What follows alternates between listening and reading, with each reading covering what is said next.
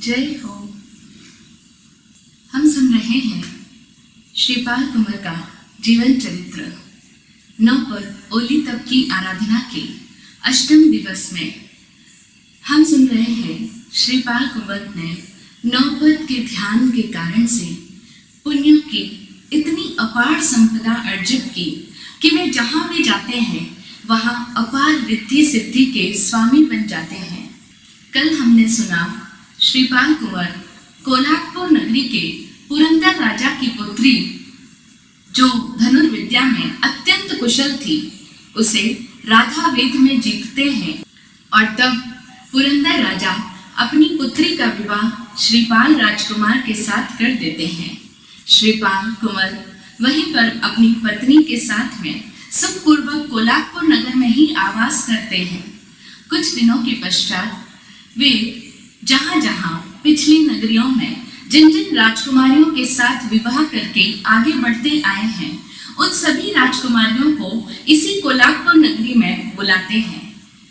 कोल्हापुर नगरी से पहले दलपत्तन नगर में श्रृंगार सुंदरी जिसके साथ 5 सखियां थी उनके साथ उन्होंने विवाह किया था। उससे पहले उन्होंने कंचनपुर नगरी में तिलोक सुंदरी के साथ में विवाह किया था और उससे पहले उन्होंने गुण सुंदरी को वीणा वादन में परास्त करके उनके साथ विवाह किया था। इन सभी राजकुमारियों को वे वहीं पर बुलाते हैं। सभी राजकन्याओं के पिता अपनी अपनी राजकन्याओं के साथ में हाथी, घोड़े, रथ, पालकी, बहुत सारा धन, सुवर्ण, मणि, मुक्ता, रत्न इत्यादि बहुत सारा सैन्य बल प्रदान करते हैं और उन सबको साथ लेकर के श्रीपाल कुंवर अब प्रस्थान करते हैं यहाँ से कंकु द्वीप के लिए। कंकु द्वीप में वहाँ पर मदन सेना, रैन मंजुषा और गुणमाला ये तीनों पत्नियां वहीं पर श्रीपाल कुंवर का इंतजार कर रही है। हमको याद ही होगा कि ये वही कंकु द्वीप की थाना नगरी है जहाँ पर धवल सेठ ने श्रीपाल को भांड जाति का बतलाया था और तब वहां से श्रीपाल कुंवर अकेले ही चल पड़े थे नए नए कौतुक देखने के लिए अलग अलग नए नए शहरों में। और जहां भी वे गए वहां पर राजकन्याओं के साथ में उनका पाणी ग्रहण होता चला गया। तो अब अपनी विशाल सैन्य बल को साथ लेकर के श्रीपाल कुंवर की सवारी चलती है कंकु द्वीप की तरफ। कंकु द्वीप में थाना नगरी में वे आए। वहां के राजा गुणमाला के पिता ने श्रीपाल कुंवर को अपना राज्यभार सौंप दिया क्योंकि उनके कोई पुत्र नहीं था, इसीलिए उन्होंने श्रीपाल कुंवर का राज्याभिषेक कर दिया। अब श्रीपाल कुंवर राजगद्दी पर आसीन हुए हैं, राज मुकुट उनके सिर पर रखा गया है और अब श्रीपाल राजकुमार नहीं बल्कि राजा बन चुके हैं। एक दिन श्रीपाल कुंवर को याद आती है मैना सुंदरी की, जिनको उन्होंने वचन दिया था कि 12 साल के बाद अष्टमी तिथि के दिन मैं आकर के तुमसे अवश्य मिलूंगा। श्रीपाल कुंवर को मैना सुंदरी की याद आई और तब वे उदास हो गए। मदन सेना और रैन मंजुषा ने जब श्रीपाल कुंवर को उदास देखा तो उन्होंने पूछा कि क्या कारण है कि आज आप इतने उदास नजर आ रहे हैं। तब श्रीपाल कुंवर ने बताया कि मुझे मैना सुंदरी की याद आ रही है। उसको 12 साल में मिलने का वचन देकर के मैं उज्जैनी नगरी से अकेला ही चल पड़ा था और तब सबसे पहले बब्बर देश में पहुंचा था धवल सेठ के साथ में और इस तरह से वह यात्रा बहुत समय तक चली। आज इतने वर्ष बीत रहे हैं, अब मुझे मैना सुंदरी की याद सता रही है। अब मुझे मैना सुंदरी और माता कमल प्रभा से मिलने के लिए उस तरफ जाना चाहिए। तब वे श्रीपाल कुंवर से कहती है कि आपको जहाँ प्रस्थान करना है वहाँ पर आप आराम से प्रस्थान कीजिए, लेकिन बस हम सबको भी साथ ही ले चलिए। हमें भी अपनी बड़ी बहन मैना सुंदरी और माताजी कमल प्रभा से मिलना है। श्रीपाल कुंवर अब अपनी सारी ही पत्नियों को साथ लेकर के और इतना विशाल सैन्य बल को साथ लेकर के उज्जैनी नगरी की ओर मालव देश की तरफ प्रस्थान करते हैं। श्रीपाल कुंवर के साथ में इतनी सारी राजकन्याएं हैं जिनके साथ उन्होंने विवाह किया है और उन सभी राजकन्याओं के साथ में उनके पिता ने बहुत सारा प्रीतिदान दिया है। श्रीपाल कुंवर के साथ में इतने सारे हाथी, घोड़े, रथ, पालकियां, इतना सब कुछ सैन्य बल हो गया है कि मानो ऐसा लगता है जैसे बहुत बड़े राजा का जुलूस चल रहा हो। जहां जहां से श्रीपाल कुंवर आगे बढ़ते हैं वहां पर उनके पीछे इतना विशाल सैनिकों का बल है कि जैसे पूरी नगरी धूलि से आच्छादित हो जाती है। इतना विशाल दल बल को लेकर के श्रीपाल कुंवर अब प्रस्थान कर रहे हैं मालव देश की तरफ। जैसे जैसे उनका जुलूस आगे बढ़ता है, जो भी नगरी उनके रास्ते में आती है, उस नगरी के राजा सोचते हैं कोई बहुत बड़ा राजा सेना लेकर के हम पर चढ़ाई करने आ रहा है। इसीलिए पहले ही वे राजा श्रीपाल कुंवर के साथ में भेंट करके उनकी शरणागति ग्रहण कर लेते हैं, उन्हें बड़ा महान राजा स्वीकार कर लेते हैं। क्योंकि पुराने जमाने में ये रिवाज था कि राजा लोग अपना अपना राज्य का विस्तार करने के लिए दूसरे राज्यों पर आक्रमण करते रहते थे। तो दूसरे राजाओं ने भी यही सोचा कि जब इतनी बड़ी सेना लेकर के, भारी मात्रा में सैनिकों को लेकर के कोई बड़ा महान पराक्रमी राजा आ रहा है हमारी नगरी की तरफ, तो हो सकता है ये हमारे राज्य पर चढ़ाई करने का इरादा रखता हो। इसीलिए वे छोटे छोटे राजा लोग श्रीपाल कुंवर को पहले ही अपना स्वामी मान लेते हैं और उनकी शरण में आ जाते हैं। श्रीपाल कुंवर से मिलने सारे ही राजा लोग आ रहे हैं, लेकिन एक दिन श्रीपाल कुंवर की वह शाही सवारी पहुंचती है सुपारस नगरी के बाहर, और वहां के राजा श्रीपाल कुंवर के सामने नहीं आते हैं। तब श्रीपाल कुंवर सोचते हैं कि ऐसा क्या हुआ कि सुपारस नगरी के राजा हमसे भेंट करने नहीं आए। पूछा तो पता लगा कि सुपारस नगर में महासेन राजा का राज्य है, और महासेन राजा इसलिए श्रीपाल राजकुमार के सामने नहीं उपस्थित हुए क्योंकि राजमहलों में एक बहुत ही बड़ी दुर्घटना घटित हो गई है। दुर्घटना क्या हुई तो उन्हें बताया गया कि सुपारस राजा की एक पुत्री है जिनका नाम है तिलक सुंदरी। उस तिलक सुंदरी को किसी सर्प ने डस लिया। सांप ने डसा तो राजा ने बहुत उपचार कराए, बहुत औषध उपचार सब कुछ हुए, लेकिन कोई भी उपाय से वह सांप का डसा हुआ ठीक नहीं हो पाया। जहर पूरे शरीर में फैल चुका। मंत्र तंत्र झाड़ फूंक करने वाले सभी को बुलाया गया। राजा ने अपनी पुत्री को बचाने के लिए कोई कोर कसर नहीं छोड़ी, लेकिन फिर भी तिलक सुंदरी बच नहीं पा रही। उसके पूरे शरीर में सर्प का जहर फैल चुका है, और अब स्थिति यहाँ तक पहुँच गई कि पिता अपने ही हाथों से अपनी प्यारी पुत्री को शमशान में ले जा रहे हैं, वहां पर उसका अंतिम संस्कार करने के लिए। जैसे ही ये समाचार श्रीपाल कुंवर ने सुने, श्रीपाल कुंवर ने कहा तुरंत मुझे उस स्थान पर ले चलो जहां पर राजा अपनी पुत्री को ले जा रहे हैं। श्रीपाल कुंवर स्वभाव से ही दयालु हैं। वे जब भी जहां भी किसी की तकलीफ सुनते हैं, वे तुरंत उस तकलीफ का निवारण करने का उपाय सोचते हैं। और श्रीपाल को अपनी नौबत पर इतना अटूट विश्वास है कि उनके नौबत के ध्यान धरने से सारे कष्ट, रोग, दुख इत्यादि दूर हो जाते हैं। तो श्रीपाल कुंवर घोड़े पर सवार हुए पहुंच जाते हैं राजा के पास में, जहां पर राजा अपनी बेटी को लेकर के शमशान में पहुंचने ही वाले हैं। उसकी चिता सज चुकी है, लेकिन श्रीपाल कुंवर दूर से ही आते हुए जोर की आवाज में कहते हैं रुक जाओ, अभी इसको चिता पर अग्नि मत देना। जैसे ही ये आवाज सुनी, राजा और उपस्थित सारे ही लोग हैरान रह गए। ये कौन ऐसा व्यक्ति आया अब जो तिलक सुंदरी को रोकने की बात करता है? क्योंकि जहां तक संभव हो पाया राजा ने हर व्यक्ति को बुलाया तिलक सुंदरी के प्राण बचाने के लिए, लेकिन कोई भी तिलक सुंदरी के प्राणों की रक्षा नहीं कर पाया। और ऐसे अंतिम घड़ी में अब कौन सा यह देव पुरुष चला आ रहा है? आशा की किरण बंधी। तब श्रीपाल कुंवर नजदीक आए और नजदीक आकर के कहा तिलक सुंदरी को चिता पर से नीचे उतारो। नीचे उतारा गया और फिर वहीं पर उन्होंने नौबत का ध्यान किया।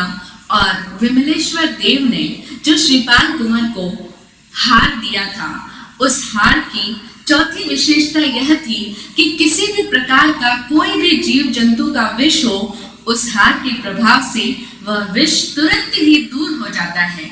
तो श्रीपाल कुंवर ने उस हार के प्रभाव से जल अभिमंत्रित किया और उस जल को जो ही तिलक सुंदरी के शरीर पर छिड़का, तिलक सुंदरी की चेतना लौटने लगी।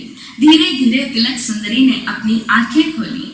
आंखें खोली तो सबसे पहले उसने देखा श्रीपाल कुंवर को, और पहली ही नजर में श्रीपाल को देखते ही तिलक सुंदरी के मन में श्रीपाल की छवि बस गई। अब वह मन ही मन उस पुरुष के प्रति समर्पित हो गई जिसने उसके प्राणों की रक्षा की है। तिलक सुंदरी के पिता राजा भी वहीं पर उपस्थित है। जैसे ही देखा बेटी के प्राण लौट आए हैं, सचमुच ये तो कोई देव पुरुष ही है, कोई देव माया से लगी उन्हें तो, और उन्होंने तो श्रीपाल के चरणों में अपना सिर झुका दिया और कहा, धन्य है आप जैसे महापुरुष। आप कोई सिद्ध महात्मा है, योगी है या कोई देव पुरुष है, आपने मेरी पुत्री के प्राण बचा दिए। मैं आजीवन आपका ऋणी रहूंगा। श्रीपाल कुंवर उन्हें उठाते हैं और कहते हैं, ऐसा कुछ नहीं है, बस यह तो नौबत का प्रभाव है कि तिलक सुंदरी के प्राण पुनः लौट आए। अब सभी लोग पुनः राजमहलों में आते हैं और यहाँ पर आकर के तिलक सुंदरी के पिता श्रीपाल कुंवर से अर्ज करते हैं कि चूंकि आपने मेरी पुत्री के प्राणों की रक्षा की है, हमारे लिए तो हमारी पुत्री मर चुकी थी, हम तो इसकी चिता को अग्नि ही देने वाले थे, लेकिन आपने मरती हुई बेटी के प्राणों की रक्षा की है, इसीलिए अब जीवन भर इसके रक्षक आप ही होंगे। आप मेरी पुत्री के साथ विवाह कर लीजिए।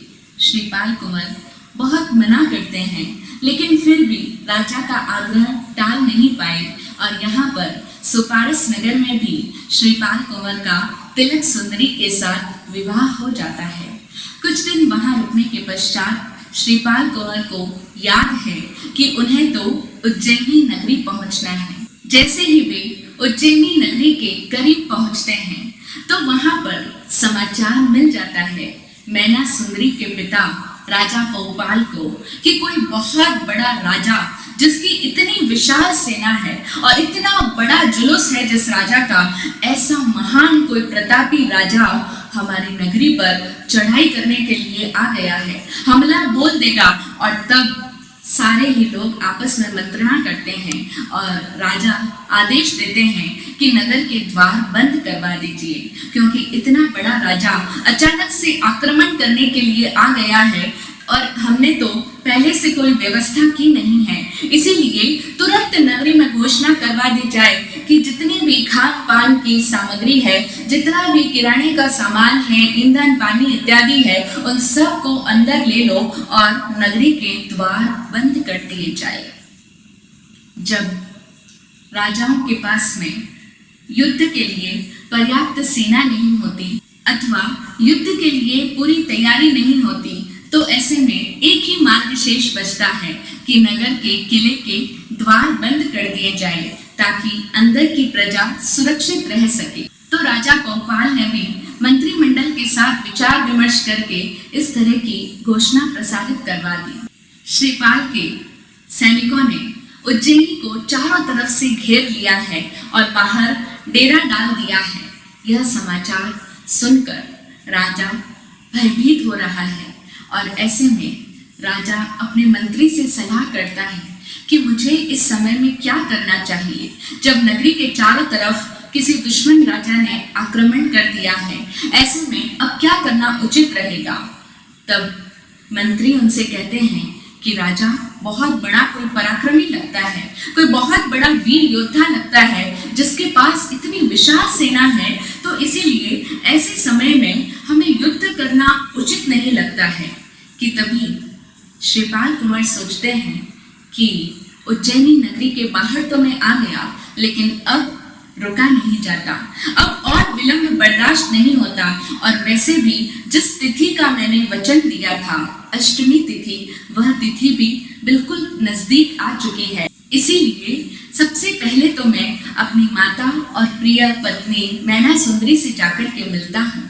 श्रीपाल कुंवर उस हार के प्रभाव से तुरंत ही पहुंच जाते हैं महल के अंदर, और जहां पर कमल प्रभा रानी और मैना सुंदरी दोनों ही अपने कक्ष में बातें कर रही हैं। कमल प्रभा महारानी मैना से कहती है कि बेटी, मुझे तो बहुत चिंता सता रही है। ये कैसे विपदा आ गई? नगरी को चारों तरफ से दुश्मन राजा ने घेर रखा है, और ऐसे कठिन संकट की घड़ी में आज मेरा पुत्र श्रीपाल भी यहाँ नहीं है।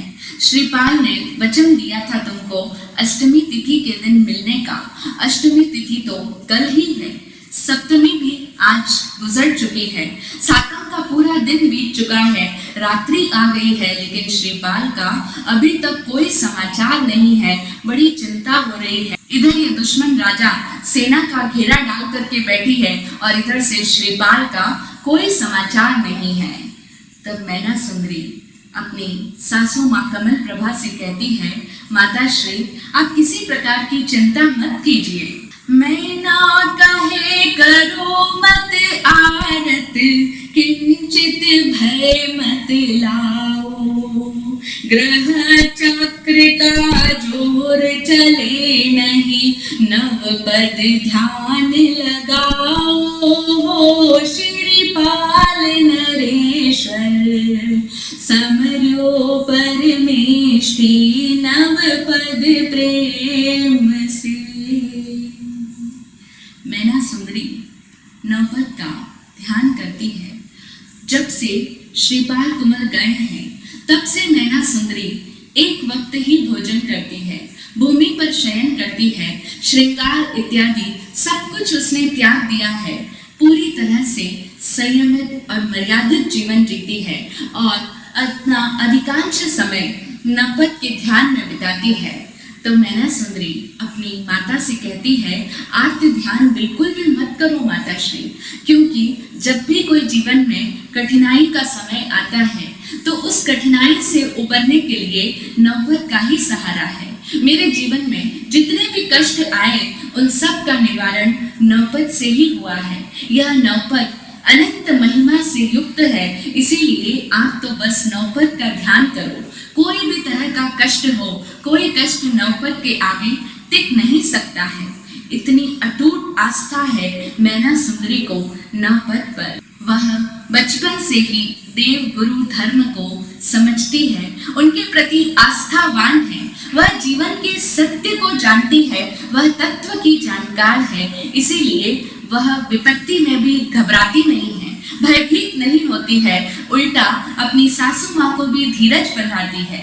फिर आगे कहती है, मुझे तो कुछ ऐसा प्रतीत होता है माता श्री, जैसे कुछ शुभ घटना घटित होने वाली है। मेरी बाईं आंख फड़क रही है, जो कि एक बहुत ही शुभ संकेत है। मुझे ऐसा लगता है कि अब आपके पुत्र का शीघ्र ही मिलना हो जाएगा। तब कमल प्रभा रानी मैना सुंदरी से कहती हैं, बेटी, मुझे तेरे वचन ऐसे लगते हैं मानो तेरी जीभ से अमृत बरस रहा हो। भगवान करे तेरी बात सच साबित हो जाए। तूने जो कहा कि अब हमारा श्रीपाल से मिलन जल्दी हो जाएगा, ऐसा ही हो। यह बात सुनते ही श्रीपाल कुंवर भी खुश होते हैं। वे तो आकुल व्याकुल हो ही रहे थे माता और मैना सुंदरी से मिलने के लिए। वे तुरंत ही दरवाजा बजाते हैं, और तब वे दोनों सोचती हैं, इस समय रात्रि में भला कौन कक्ष का द्वार खटखटा रहा है। पूछा तो आवाज आई, यह तो श्रीपाल है। श्रीपाल का नाम सुनते ही अब तो दोनों का रोम रोम पुलकित हो गया। श्रीपाल कुंवर आते ही अपनी माता कमल प्रभा के चरणों में झुक जाते हैं, और मैना सुंदरी अपने पति श्रीपाल के चरणों में। कुछ देर तक तो वे तीनों ही अवाक स्थिति में रहे, कोई कुछ बोल नहीं पाया। माता अपने पुत्र श्रीपाल को निरख रही है, और श्रीपाल अपनी पत्नी मैना सुंदरी को। तीनों ही एक बहुत ही प्रेमपूर्ण स्थिति में बंधे हैं। फिर श्रीपाल को ध्यान आया, और श्रीपाल ने कहा कि चिंता मत करो माता श्री, ये जो उज्जैनी नगरी के चारों तरफ सेना ने घेरा डाला है, ये और किसी की नहीं बल्कि आपके पुत्र की ही सेना है। आप और मैना सुंदरी दोनों ही नगर से बाहर मेरे साथ मेरे डेरे पर चलो। दोनों को लेकर के श्रीपाल कुंवर अपने डेरे पर आते हैं, और वहां पर श्रीपाल की सारी ही राजकुमारी पत्नियां अपनी सासू माँ कमल प्रभा और बड़ी बहन मैना सुंदरी से मिलती है, उनके सामने विनय करती है और बड़े ही प्रेम के साथ अब उनका मिलन चल रहा है। पूरी रात्रि इस मिलन में ही बीत जाती है और तब श्रीपाल मैना से पूछते हैं कि अब तुम्हारे पिता को किस तरह से यहाँ पर बुलाऊं, तुम्हारे पिता के साथ में किस तरह का व्यवहार किया जाए, क्या उनके साथ युद्ध करूं या फिर उनसे गले मिलूं। तब मैना कहती है कि ना तो आप उनसे युद्ध कीजिए और ना ही उनसे आप सीधा ही जाकर के गले मिलिए, बल्कि आप उन्हें कंधे पर कुल्हाड़ी लेकर के यहाँ पर बुलाइए। श्रीपाल ने वैसा ही किया। श्रीपाल ने एक दूत के साथ समाचार भेजा राजा पौपाल के पास कि आप कंधे पर कुल्हाड़ी लेकर के अगर मेरे डेरे पर आते हैं तो आपके साथ में मैं युद्ध नहीं करूंगा, अन्यथा युद्ध के लिए सज्ज हो जाइए। यह समाचार सुनते ही पौपाल राजा का अहंकार जागृत हो गया। कोई राजा कंधे पर कुल्हाड़ी लेकर के मुख में घास का तिनका दबा करके किसी दूसरे राजा के पास में जाए, यह तो बहुत ही अपमानजनक स्थिति है। अब राजा के मन में तीव्र क्रोध उत्पन्न होता है और तब राजा के मंत्री, जो कि हमेशा ही बुद्धिमान होते हैं, वे राजा से कहते हैं कि राजन, यह समय क्रोध करने का नहीं है।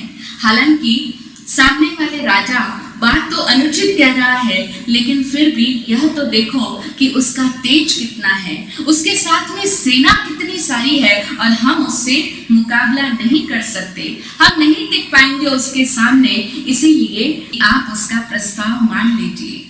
जैसे जलती हुई आग के अंदर कोई तिनका अगर जाए तो वह जलकर राख ही हो जाएगा, इसी तरह से अभी यह जो राजा है यह प्रचंड अग्नि के समान है, हम इसके साथ युद्ध नहीं कर सकते हैं। और कभी कभी युद्ध ना करने में ही समझदारी होती है। हर समय युद्ध करना, अपने पराक्रम को दिखाना ही समझदारी नहीं है। कब युद्ध करना और कब युद्ध ना करना, यह भी हमें ध्यान में रखना होता है।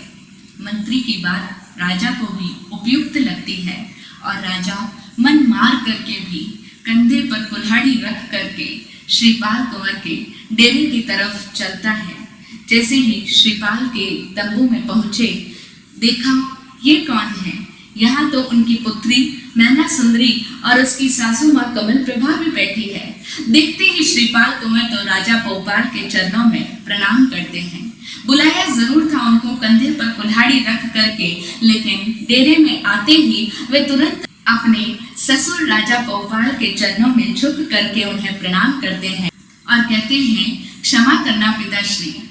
मैना सुंदरी को और कमल प्रभा रानी को देखते ही पौपाल राजा समझ जाते हैं कि ये तो और कोई नहीं, ये तो मैना सुंदरी के पति और कमल प्रभा रानी के पुत्र श्रीपाल कुंवर ही है। वही श्रीपाल कुंवर जिसके साथ उन्होंने मैना सुंदरी का विवाह किया था कोढ़ी समझ करके।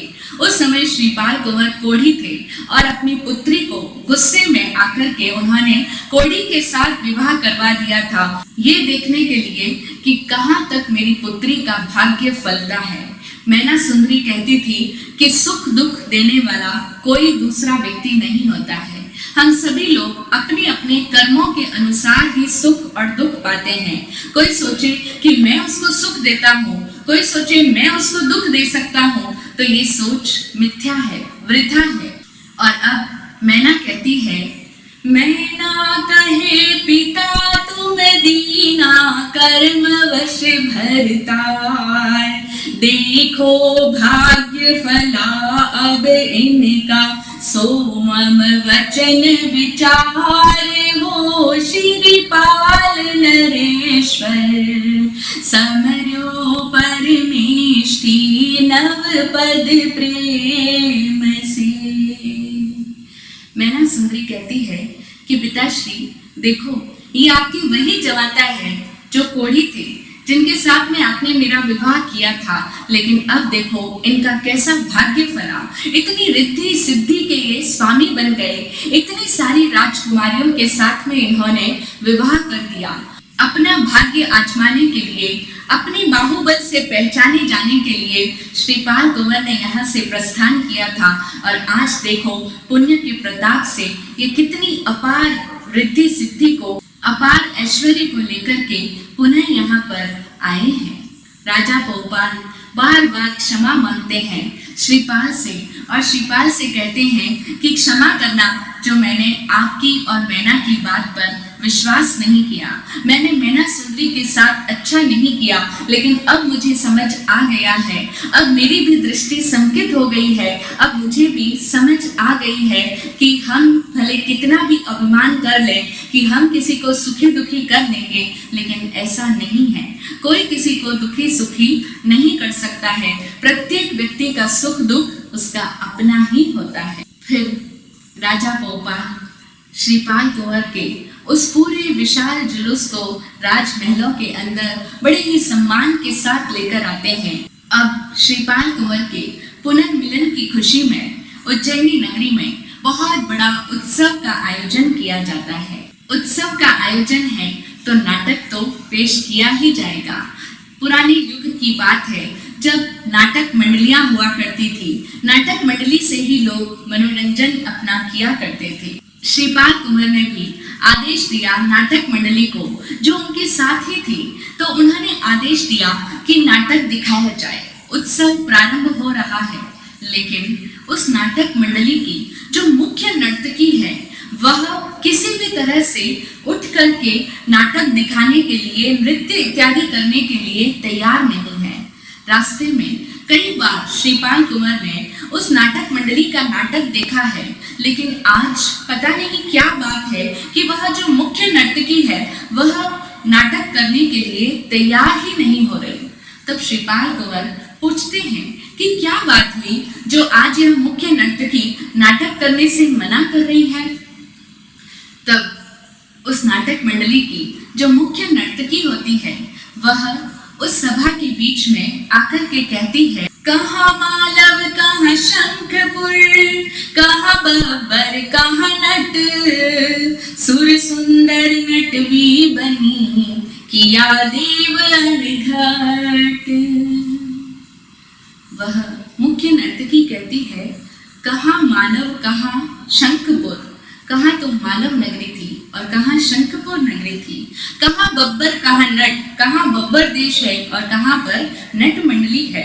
सुर सुंदर नटवी बनी किया देव अनघट। जैसे ही सुर सुंदर नटवी बनी यह पद सुना राजा भोपाल ने, और राजा भोपाल के पास ही बैठी उनकी दोनों रानियों ने, रूप सुंदरी और सौभाग्य सुंदरी, एक मैना सुंदरी की माँ है और दूसरी सुर सुंदरी की माँ है, दोनों ने जैसे ही सुना सुर सुंदर नटवी बनी, वे हैरान रह गई। अरे ये तो हमारी पुत्री सुर सुंदरी की आवाज है, सुर सुंदर है यह मुख्य नर्तकी जो नाटक दिखाती रही है, यह तो सुर सुंदरी है। सब हैरान है, विस्मित है और चिंतित भी है। राजा भोपाल पूछते हैं, तब सुर सुंदरी अपनी सारी आप बीती कहती है। वह बताती है कि पिताश्री, जब मैंने आपसे कहा था कि मैं शंखपुर नगर के राजकुमार से विवाह करना चाहती हूँ, आपने अपनी पुत्री के सुख को ध्यान में रखते हुए उसे खुश करने के लिए आपने तुरंत शंखपुर के राजकुमार से मेरा विवाह करवा दिया। लेकिन मैना सुंदरी की बात ही सच निकली। मैना सुंदरी कहती थी कि पिता किसी को सुख दुख नहीं दे सकते, और मैं कहती थी कि आप ही मुझे सुख देने वाले हो। आपने मेरा मन इच्छित वर जो मुझे दिया था, लेकिन हुआ कुछ ऐसा कि जब हम यहाँ से जा रहे थे, शंखपुर पहुँचने से पहले ही चोरों के एक दल ने हम पर आक्रमण कर दिया। चोरों के आक्रमण के कारण सारी सेना तितर बितर हो गई और मेरे स्वामी भी कहीं चले गए, और तब मुझे किसी सार्थवाह के हाथों बेच दिया गया। उस सार्थवाह ने मुझे बब्बर देश में किसी नर्तकी के यहाँ पर बेच दिया। वहां पर रह करके अब मैं भी नटनी बन चुकी थी, और तब बब्बर देश के राजा महाकाल ने मुझे उस नर्तकी से खरीद लिया गया। हमारी पूरी नाटक मंडली को उन्होंने खरीदा, और जब उनकी कन्या मदन सेना का विवाह श्रीपाल के साथ में हुआ, तो उन्होंने अपनी पुत्री के साथ में हमारी पूरी नाटक मंडली को श्रीपाल कुंवर के साथ में भेज दिया और इतने वर्षों तक मैं श्रीपाल कुंवर के साथ में रही और उनके सामने नाटक दिखाती रही और मैं नहीं जानती थी कि ये तो मेरी अपनी बहन मैना सुंदरी के वही कोढ़ीपति श्रीपाल है। आगे सुर सुंदरी कहती है कि इतने वर्षों से मैं श्रीपाल कुंवर के सामने अपना नाटक दिखा रही थी, नृत्य इत्यादि करती थी, लेकिन आज जब आप सब लोगों को देखा, अपने पूरे परिवार को देखा, मेरे माता और पिता को देखा, तो अब मेरे मन में मोह जग गया और अब मैं आप सब लोगों के सामने कैसे नर्तकी की कला दिखा सकती हूँ। सुर सुंदरी कहती है, मैना परनी देख उसी को मैंने किया था मान, मैना पति के आगे नाची कहाँ रहा वह मान, हो श्रीपाल नरेश्वर समर्यो परमेश की नव पद प्रेम से। सुर सुंदर कहती है कि श्रीपाल के सामने मैं इतने वर्षों तक नाचती रही और जब मैना सुंदरी पिता के सामने तर्क वितर्क कर रही थी कि पिता उसे सुखी नहीं कर सकते, तो मैं बड़ा अभिमान करती थी कि मेरे पिता तो मेरी इच्छा को पूरी करते हैं, मेरे पिता मुझे सुखी कर सकते हैं। लेकिन इतने वर्षों तक उसी मैना के पति के सामने मैं नृत्य दिखाती रही, कहाँ मेरा वह मान रहा। मैं बहुत ही ज्यादा लज्जित हूँ।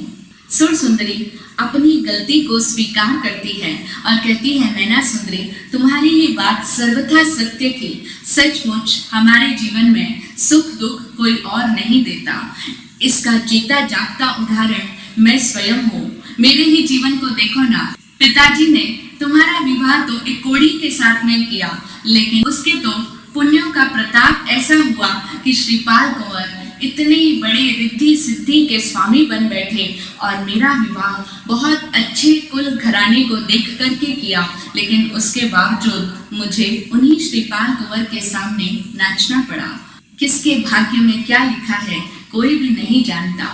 श्रीपाल कुंवर ने सुर सुंदरी से क्षमा मांगी।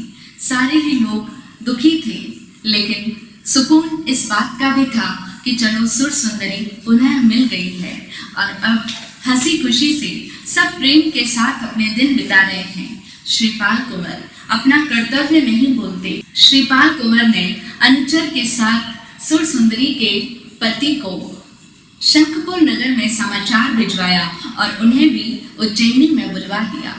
और श्रीपाल कुंवर के साथ जो 700 कोढ़ी पुरुष थे, जिन कोढ़ी दल ने उन्हें अपने साथ में शरण दी थी, उन सभी 700 व्यक्तियों को बुलाया और अब वे सारे ही सुभट हैं, सैनिक हैं और श्रीपाल कुंवर ने उन सबको अपनी सेना में स्थान दिया।